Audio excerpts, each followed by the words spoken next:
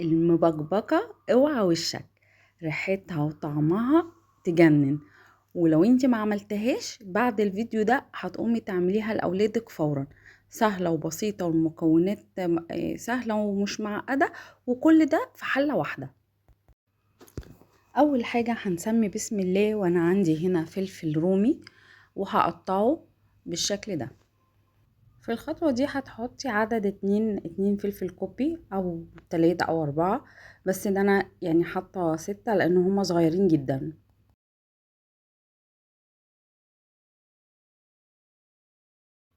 وعندي قرنين فلفل حامي للي حببها سبايسي، واللي مش بيحب الحراق عشان الاولاد ممكن يستغنى عن الخطوة دي، بس هي اصول المبكبكة ان هي بتبقى حراقة، واللي حابب يزود كل واحد وراحته يعني. انا هنا عندي 4 عدد طماطم قطعتهم بالشكل ده. وبعد كده هنزل في حلة على النار وانزل بالزيت، وبشرت بصلاية بشر متوسط زي ما انتوا شايفين كده، وهقلب. وعندي نص كيلو من الصدوق وهقطعه على 3 زي ما انتوا شايفين.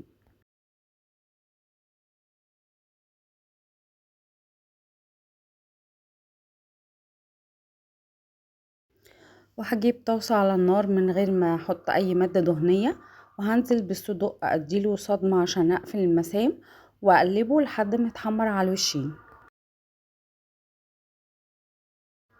يا دوبك 3 4 دقايق، هم ما بياخدش وقت. بعد كده هرجع للبصلة تاني وافضل اقلب فيها بالشكل ده. وعندي معلقة توم، دي التركية الجامدة جدا اللي هتودي المبكبكة في حتة تانية خالص. وافضل اقلب، ومش عايزة لون البصل يتغير او يغمق، انا عايزاه يكون متكرمل. وبعد كده انا نزلت بالفلفل الكوبي والفلفل السبايسي، وهقلب بالشكل ده.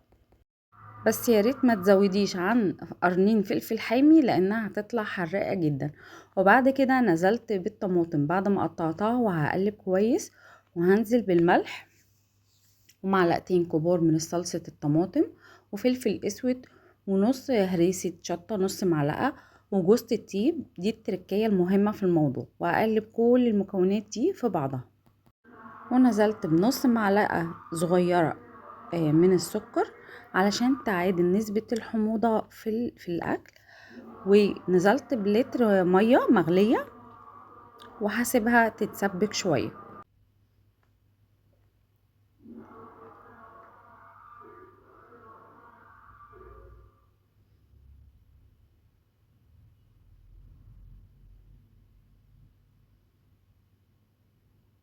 وهغطي عليها بالشكل ده.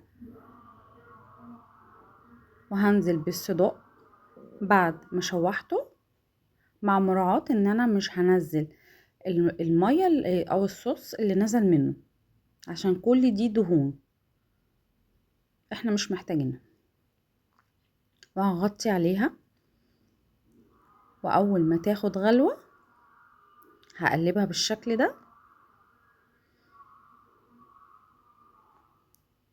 وهنزل بنص كيلو من المكرونة، مكرونة فرن، وكل واحدة على حسب الكمية اللي هي عايزاها، بس ما تكتريش عشان هو نص كيلو صدق ومش هيبان في الحلة. انا نزلت بحبة كمان بس كده، وقلبت وهسيبها لمدة 20 دقيقة على نار هادية.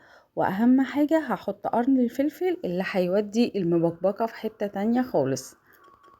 وبعد كده نزلت برشة بقدونس قبل السوا بحاجات بسيطة، واللي مش حابب كل واحد وراحته. وهقلب بالشكل ده.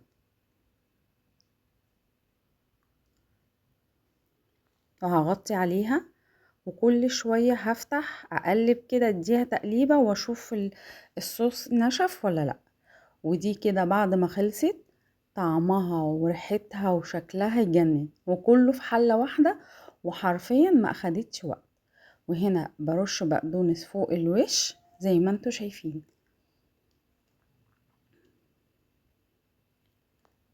بأمانة بعد ما شفتي الفيديو ده لازم تجربيها. الوصفة سهلة وبسيطة وما أخدتش وقت، وكله في حلة واحدة. ولو بتتفرجي لحد دلوقتي أنا بشكركم جدا. ياريت تكتبولي كومنت وتصلوا على رسول الله، ولايك وشير عشان الغير يستفيد، وبشكركم. وإن شاء الله استنوني في الفيديو الجاي. باي باي. حاجة بين